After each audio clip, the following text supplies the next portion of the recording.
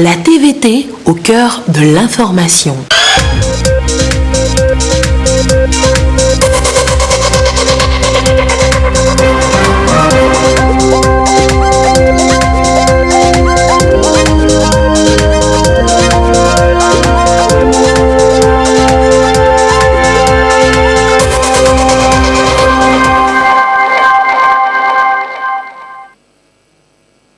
Il est l'heure du journal sur la télévision togolaise. Madame, Monsieur, bonsoir. Et voici les titres de cette édition.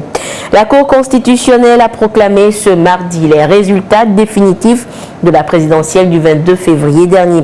Résultats donnant fort Essoazimna Nyazingbe vainqueur au premier tour avec 70,78% des voix. Les détails dans ce journal. Et puis les députés de la 6e législature sont de retour à l'hémicycle depuis ce mardi. La rentrée parlementaire a eu lieu donc ce matin du côté du siège de l'Assemblée nationale. Vous aurez les détails et les images dans ce journal. Voilà donc pour les titres. C'est définitif, Faure Essoazimna Nyazingbe est proclamé président de la République pour les 5 prochaines années. La Cour constitutionnelle, lors d'une séance solennelle, a donné gagnant le président sortant crédité de 70,78% des suffrages exprimés. Le compte rendu avec Edem Sousoupo. Il n'y aura pas de second tour de l'élection présidentielle de 2020 au Togo. Les résultats définitifs proclamés par la Cour constitutionnelle l'énoncent clairement. Décision rendue après règlement des requêtes introduites par le candidat Gabriel Messan Agbeome Kodjo du mouvement patriotique pour la démocratie et le développement MPDD. Le candidat Agbeome Kodjo a fondé sa requête sur plusieurs griefs.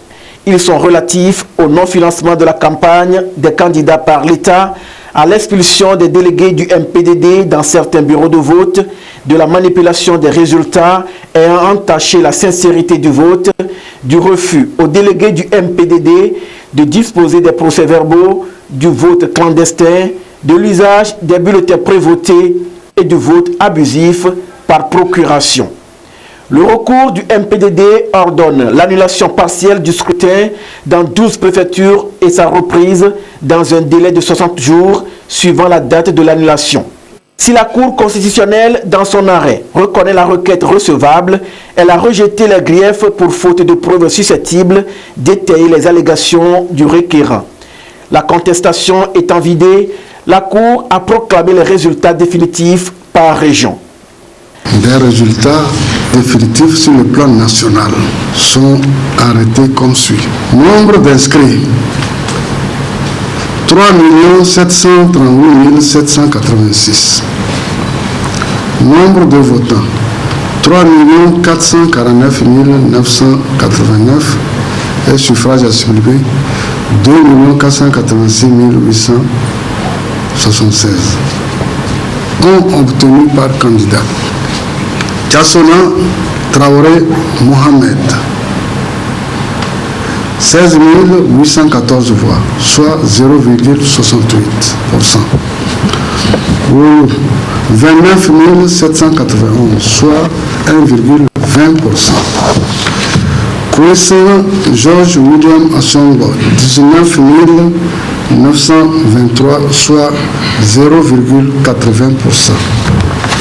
Nyazingbe Faure Essoazimna 1 760 309 voix, soit 70,78%.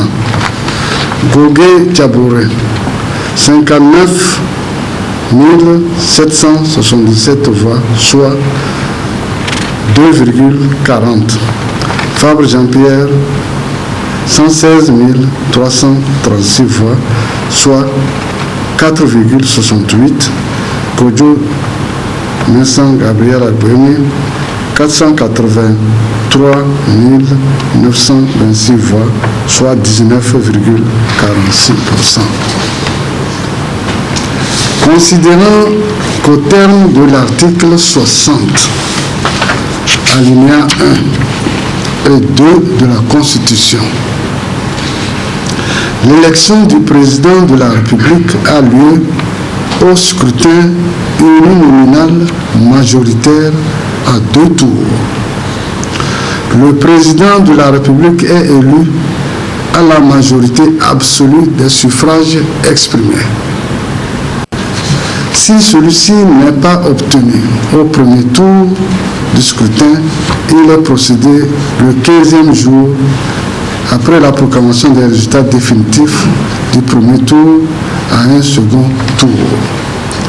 Qu'ayant obtenu la majorité absolue des suffrages exprimés au premier tour du scrutin, M.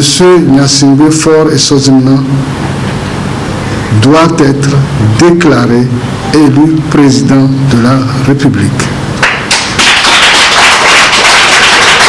En conséquence, proclame élu président de la République togolaise, M. Gnassingbé Faure Essozinna.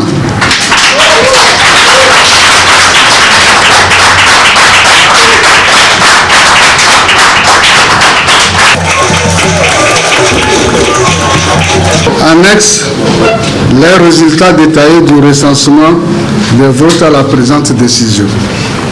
Ordonne la publication de la présente décision au journal officiel de la République togolaise suivant la procédure d'urgence. La Cour constitutionnelle confirme donc la victoire de Faure Essozinna Gnassingbé, candidat du parti UNIR à la présidentielle du 22 février 2020. Faure Essozinna Gnassingbé, président élu, prêtera serment dans les prochains jours devant cette même cour. Et juste après ces résultats définitifs le donnant vainqueur, le président Faure Gnassingbé a réagi. Gerson Deveau. Oui, Anita, c'est par un message court sur son compte Facebook. Chers concitoyens togolais lance d'abord le président élu Faure Gnassingbé avant de faire remarquer que la proclamation des résultats définitifs de l'élection présidentielle en ce jour par la Cour constitutionnelle marque l'aboutissement d'un processus électoral démocratique, libre, inclusif et transparent. Au-delà de l'expression de ma gratitude pour la confiance renouvelée, poursuit-il, je tiens, écrit le président Faure Gnassingbé, à vous dire, je cite, mon admiration pour, souligne-t-il, la maturité politique et démocratique dont vous avez massivement fait montre. Faure Gnassingbé adresse ensuite cette prière: que l'Éternel bénisse notre pays, le Togo, et ses enfants, avant d'exhorter tout le monde au travail. Passe au travail, écrit-il notamment, comme pour siffler la fin de la récréation, une invitation, mieux une exhortation, je cite, en toute humilité. À lui, allons-y, signé Feg, Faure Essozinna Gnassingbé.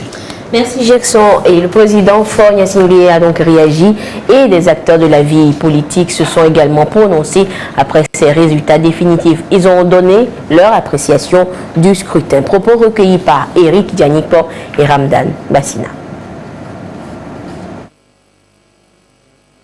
Les Togolais ont manifestement fait confiance au chef de l'État et ensemble, nous allons nous mobiliser derrière lui pour conduire notre pays vers son émergence. Notre candidat, notre champion, a été réélu à une majorité très confortable.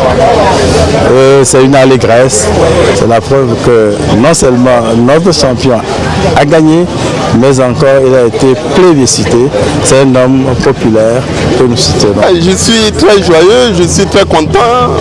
On est heureux du travail qui a été abattu par le peuple togolais pour que le scrutin se passe dans le calme, dans la sérénité. C'est le plus important. Et puis nous sommes très heureux pour la confiance renouvelée, le soutien renouvelé au président Faure Essozinna Gnassingbé. C'est la reconnaissance à la fois des qualités du candidat Faure Essozinna Gnassingbé, un bilan qui dans tous les domaines a permis des progrès, des avancées, mais également l'humilité face à ce qui n'a pas encore été fait et des engagements novateurs pour continuer à moderniser et transformer le Togo. C'est une victoire pour l'économie togolaise. Vous savez que nous sommes des opérateurs économiques, nous représentons les opérateurs économiques. C'est un candidat c'est notre président qui a démontré que nous pouvons compter pour lui pour l'essor de l'économie togolaise. Vous savez que le plan national de développement, c'est une réalité. Nous voulons quelqu'un pour impulser l'économie togolaise et celui-là, ce n'est que Faure Essozimna Gnassingbé. Nous ne pouvons que féliciter le chef de l'État qui a vraiment œuvré pour cette réussite. Nous le soutenons encore vivement et nous serons toujours derrière lui pour qu'il puisse tenir réellement sa promesse de campagne. Les résultats définitifs sont désormais connus. Qu'est-ce qui aura milité en faveur de la réélection du président Faure? Décryptage de la période de campagne avec Dodo Wari. Proclame élu président de la République togolaise, M. Gnassingbé Faure Essozimna. 70,78%. C'est le score réalisé par le président Faure Essozimna Gnassingbé au premier tour de l'élection présidentielle du 22 février dernier au Togo. Un résultat définitif proclamé par la Cour constitutionnelle. Une victoire qui n'est pas le fruit d'un hasard. Le 6 février dernier s'ouvrait la campagne de cette élection présidentielle pour 2 semaines. Une période d'effervescence au cours de laquelle les prétendants au fauteuil présidentiel ont conversé avec les populations du pays sur leurs ambitions et projets de société.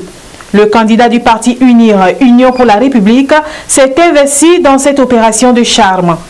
Il a sillonné les villes, villages et hameaux les plus reculés pour conquérir les indécis et rassurer son électorat en leur exposant son projet de société. C'est à Niamtougou que Faure Essozimna Gnassingbé a démarré son opération de charme. Mandouri, Senkansé, Dapaon, Sotoubois, Agné, Badou, Elavagnon, Kounyoou, Toung, Notien, Balimé, Atakpamé, Bassar. Il est passé dans toutes les localités pour exposer ses engagements.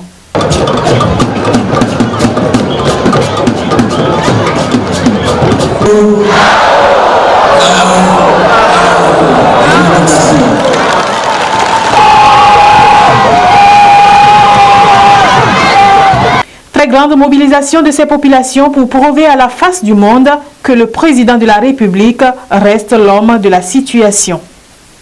La paix, la concorde nationale, la cohésion sociale et l'acceptation de l'autre. Des valeurs que Faure Essozimna Gnassingbé a partagées et recommandées aux populations partout où il est passé.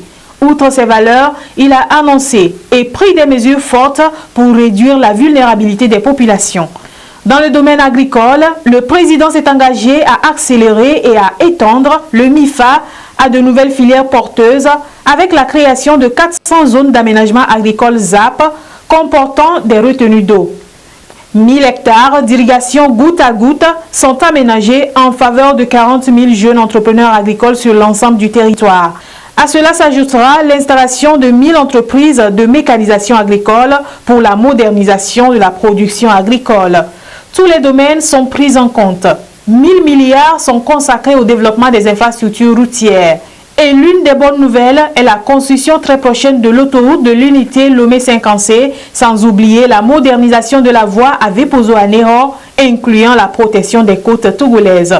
Faure Essozimna Gnassingbé a annoncé aussi le relèvement du FNFI à 10 millions de francs CFA, l'extension de la fourniture de repas communautaires en milieu scolaire, avec la multiplication par 3 du nombre d'écoles, ainsi que le triplement du nombre d'apprenants bénéficiaires qui sera porté à 300 000. Pour 120 000 lampadaires scolaires à installer dans les zones rurales, Faure Essozimna Gnassingbé s'engage. Dans le même temps, il proclame la gratuité des soins aux femmes enceintes, de la césarienne et de l'assurance maladie universelle à toute la population togolaise. Des infrastructures de santé dédiées à la mère et à l'enfant sont construites et des centres hospitaliers régionaux rénovés et équipés. L'éducation et la scolarisation de la fille sont davantage promues. Dans cette même logique, les frais d'inscription aux différents examens sont supprimés. Toutes ces mesures sont couronnées par la mise en place prochaine d'un organe de répression de la corruption pour une gouvernance qui renforce l'état de droit. Outre les réalisations déjà acquises, ces nouvelles mesures ont milité en faveur du président élu. Sa victoire à cette élection, c'est aussi grâce à son charisme, à sa politique de paix, de sécurité et de cohésion. Des actions de développement, il en est porteur. C'est naturellement donc que les Togolais lui ont accordé leur confiance pour pour un nouveau mandat de 5 ans.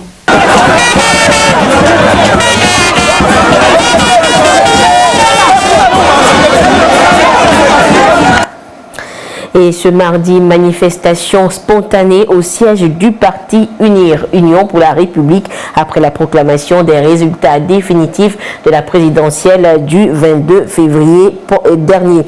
Ensemble, militants, sympathisants et cadres du parti ont laissé éclater leur joie. Yata Aratem Ite, voici son reportage. En conséquence, proclame élu président de la République togolaise, M. Gnassingbé Faure Essouzimna.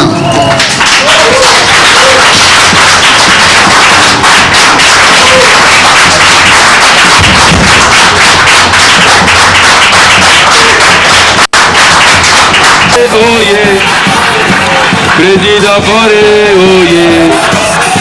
Président Faure, avancez, Président Faure, avancez.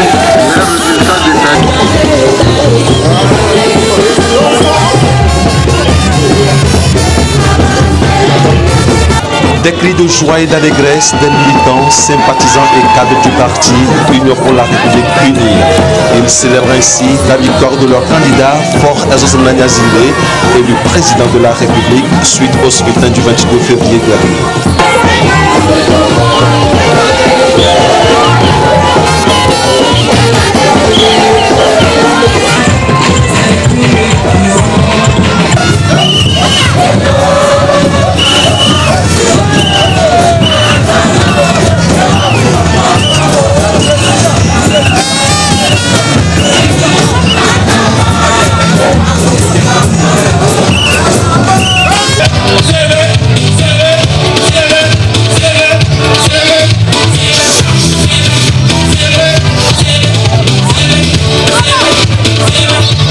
La colombe a bien décollé et personne ne peut arrêter son envol.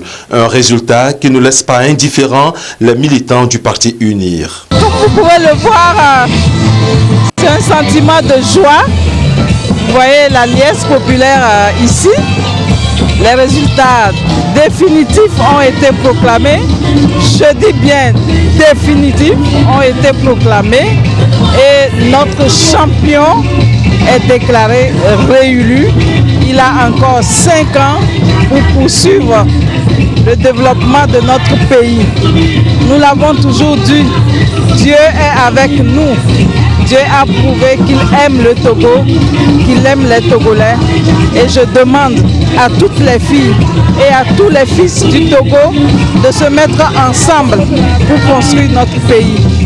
Et pour ce qui est des chantiers, le parti Uni rassure. Il y a beaucoup de programmes sociaux et en matière d'assurance maladie.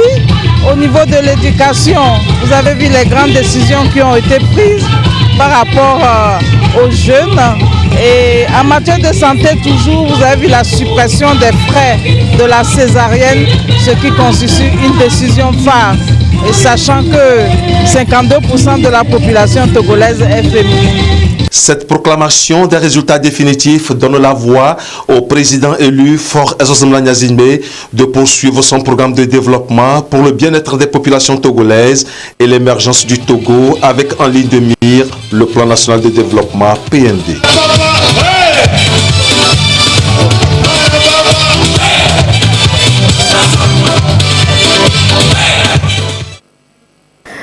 Un nouveau mandat pour le président Faure Gnassingbé. Quelles sont alors les attentes des populations pour son nouveau quinquennat? Dodo Waré a tendu le micro à certains Togolais. Nous les écoutons.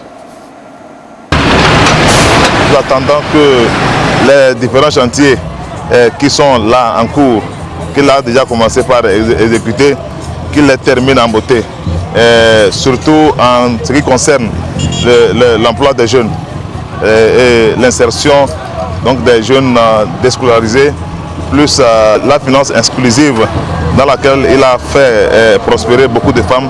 Nous souhaitons que ces chantiers-là soient plus élargis que précédemment.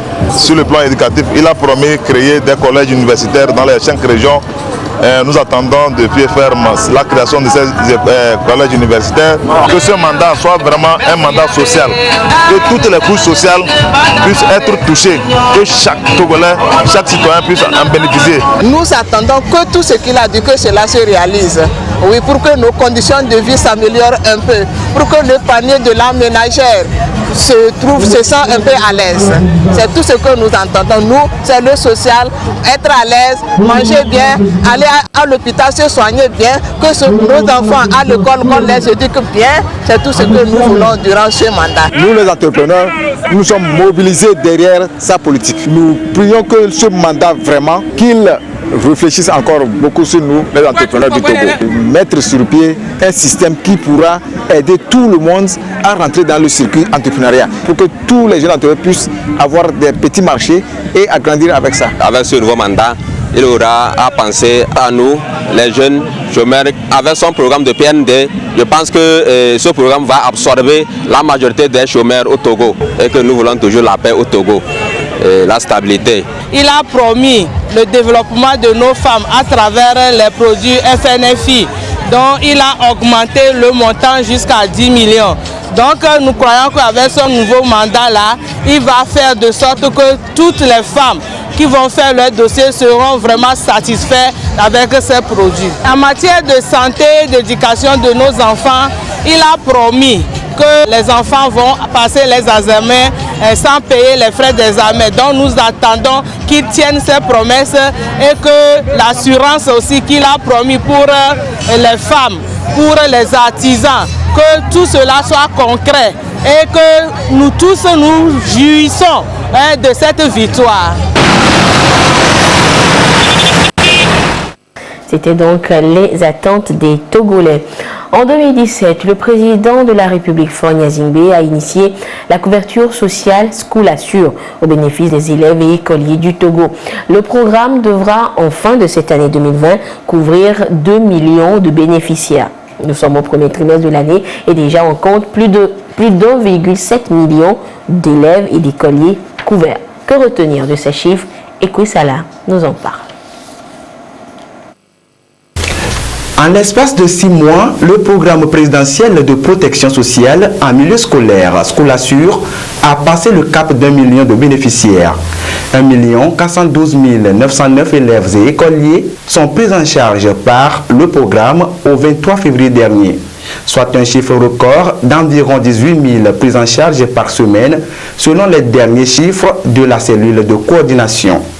Parmi ces prises en charge, on retient surtout 38 865 interventions chirurgicales, 6 958 hospitalisations et plus de 650 000 prestations pharmaceutiques.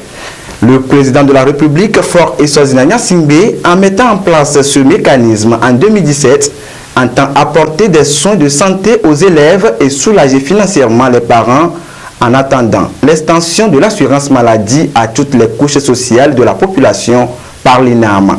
Et visiblement, les résultats sur le terrain donnent de l'espoir.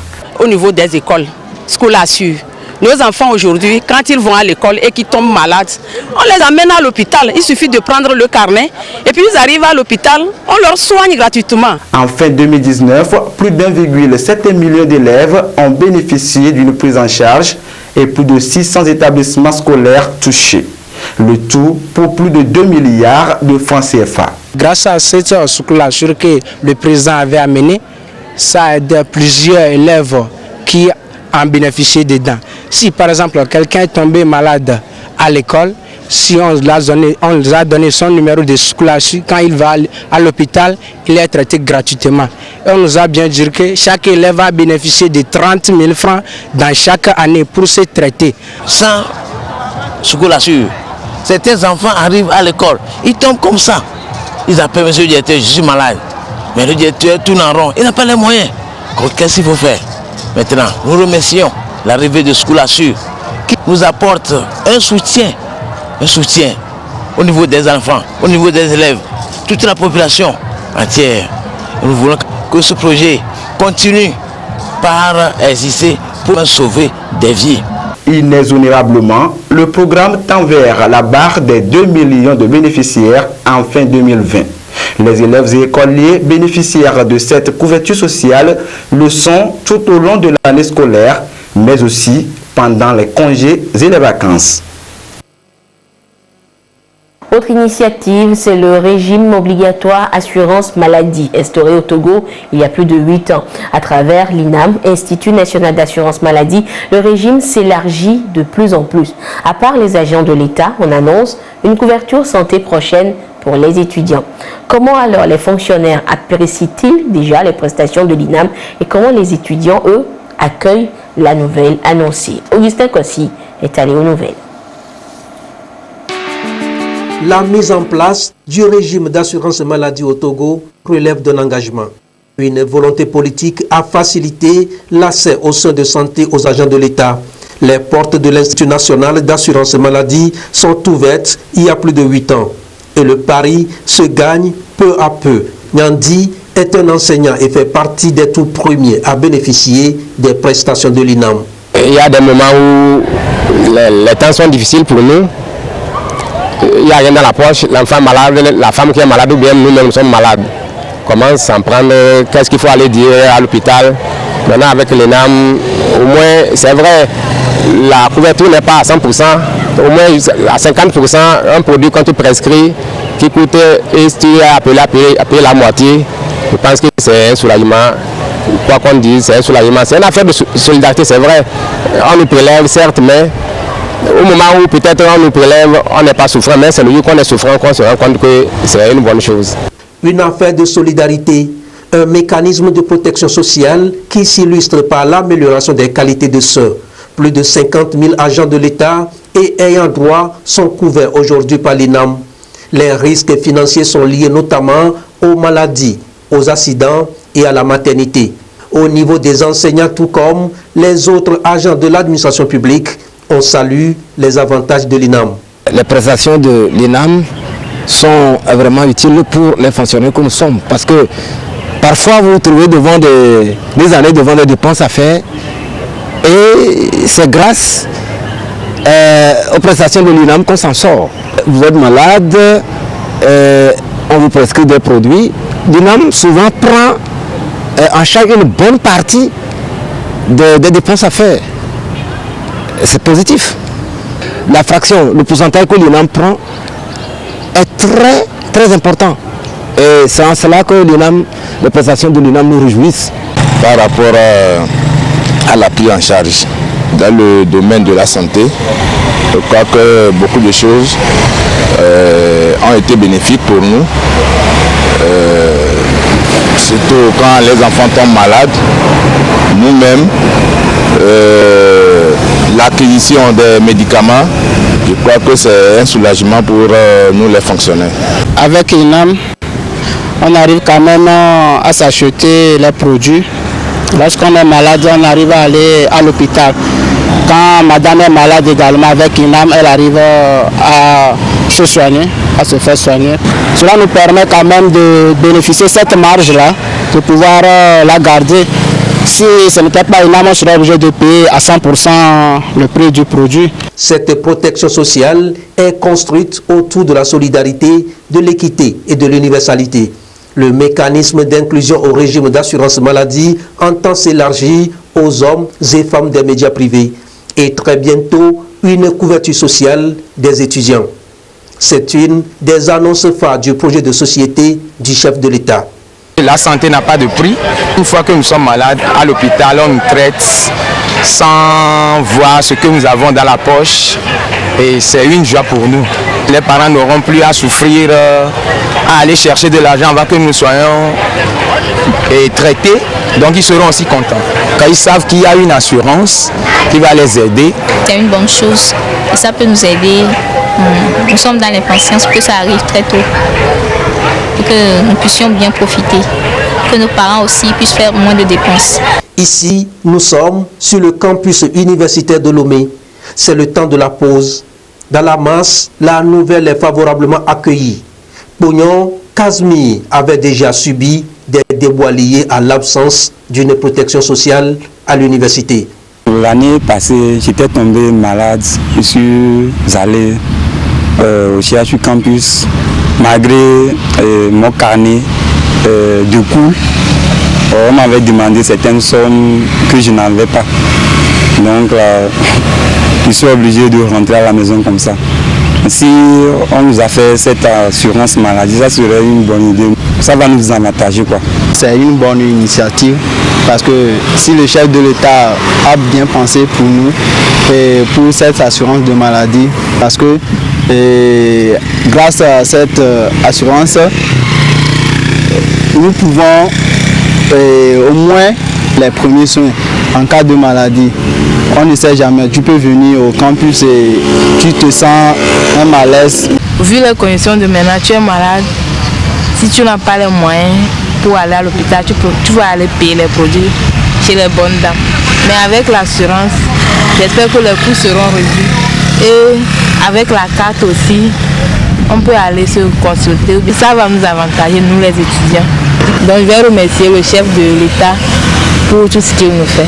Et puisqu'on ne choisit pas d'être malade, le régime devra s'étendre à toutes les couches sociales. Les acteurs du secteur informel sont déjà annoncés. Les balises se posent pour que toute la population soit au rendez-vous de l'assurance maladie. Autre actualité aujourd'hui, premier mardi du mois de mars, jour de rentrée parlementaire au Togo. Ouverture de la première session ordinaire de l'année 2020. Les députés de la 6e législature sont retournés à l'hémicycle pour les activités législatives après une pause de 2 mois. Une cérémonie solennelle présidée par la présidente de l'institution, Yawa Digbodi Tchegan. Le compte rendu avec Augustin Kossi. Les élus de la 6e législature de retour à l'hémicycle. C'est la rentrée parlementaire, l'ouverture de la première session ordinaire de l'année 2020. Toute la représentation nationale est là. Avec elle, d'éminentes personnalités et invités, au rang desquels le Premier ministre, comme Selam Klassou. La séance débute par l'arrivée de la présidente de l'institution, Tchegan Yawa Digbodi. Puis retentit l'hymne national solennellement.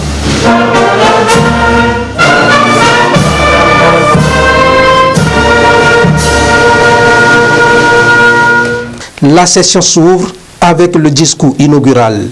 La présidente de l'institution invite les députés à bâtir la cité par leur contribution à l'amélioration des relations des élus avec les citoyens. Au titre de notre agenda parlementaire, nous pouvons relever à ce jour qu'il est déposé sur le bureau de l'Assemblée nationale les rapports d'études en commission de 9 projets de loi prêts à être programmés pour les plénières. Par ailleurs, 26 projets de loi sont affectés à des commissions pour études dont nous attendons les rapports. Je nous exhorte donc à nous y consacrer avec abnégation et avec un nouvel élan afin de continuer à transcender les divergences d'opinion que nous pouvions avoir pour adopter ces projets de loi dans un mouvement consensuel lorsque l'intérêt national nous le commande. Comme à la session passée, je voudrais nous inviter à œuvrer davantage pour améliorer la performance de notre production législative. Monsieur le Premier ministre, nous voudrions saisir cette occasion pour exprimer la satisfaction de la représentation nationale qui a bénéficié durant toute l'année écoulée d'un cadre de collaboration très appréciable avec votre équipe gouvernementale et nous voudrions toujours compter sur la disponibilité de l'ensemble du gouvernement pour l'examen et l'adoption des projets de loi. Nous espérons donc la poursuite et le renforcement de cette collaboration institutionnelle en vue de l'atteinte des objectifs communs. Au-delà des projets de loi, il nous faut œuvrer tous ensemble avec les institutions de la République et l'ensemble de nos concitoyens pour maintenir allumée la flamme de l'espérance dans notre pays. Une ferme conviction que nous sommes tous unis pour former un seul peuple.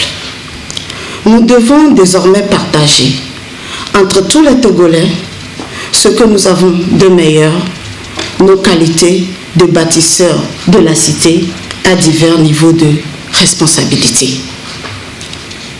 S'il y a un enfant dans notre pays qui ne sait pas lire, cela doit nous interpeller, même si ce n'est pas notre propre enfant.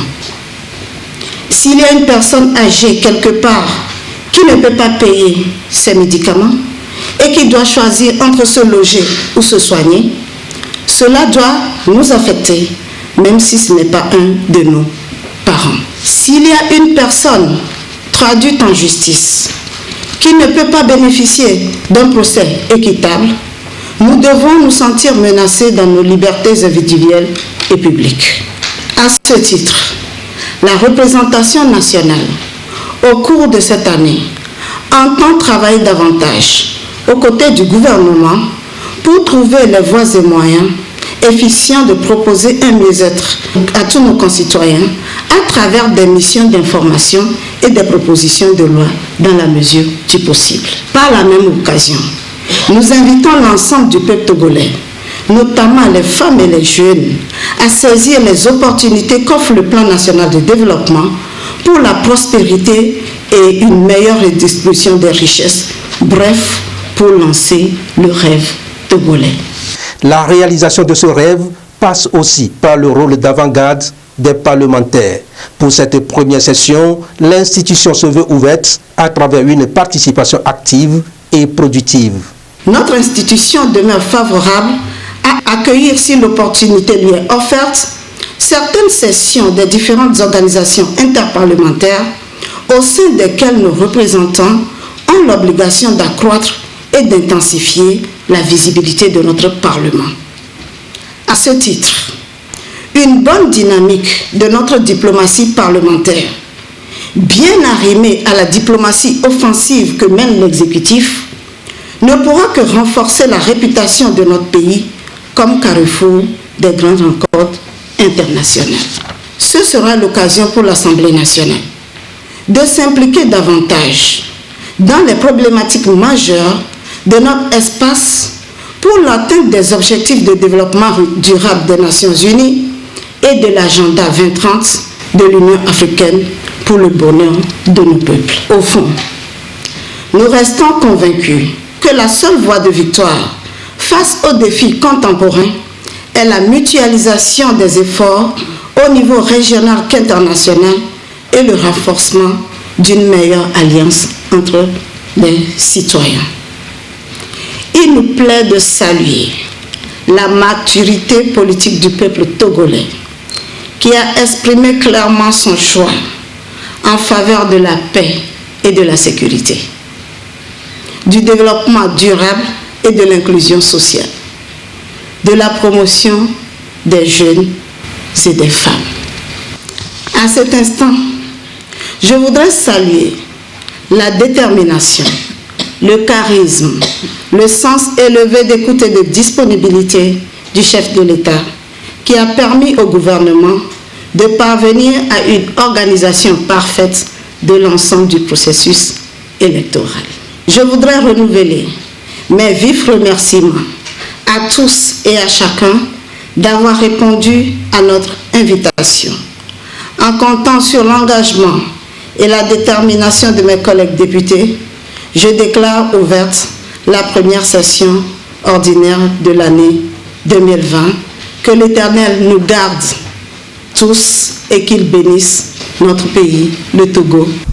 Cette première session débute après 2 mois d'intercession parlementaire, des temps de pause qui ont permis certainement aux députés d'être revigorés pour affronter un nouvel agenda visiblement chargé.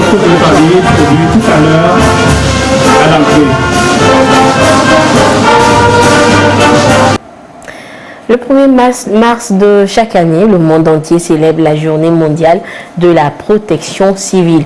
Le but est de sensibiliser les populations sur les mesures à adopter en cas d'urgence. Le thème cette année est protection civile pour un secouriste dans chaque foyer.